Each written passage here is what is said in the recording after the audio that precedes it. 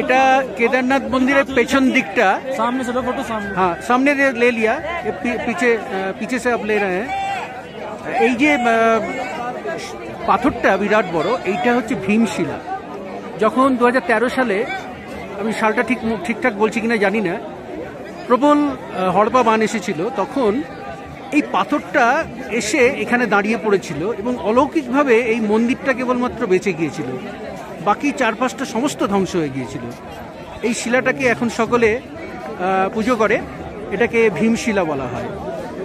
এই কেদারনাথ মন্দিরের পেছন দিকটা আর চারপাশের ভিউ, প্রচুর লোক, প্রচুর দর্শনার্থী সমাগম। খানিকটা বরফ দেখা যাচ্ছে এদিকটায়, আর এদিকে বরফ, এই সামান্য একটা বরফের চূড়ো দেখা যাচ্ছে। আমি জুম ইন করছি, এই বরফের চূড়োটা দেখা যাচ্ছে।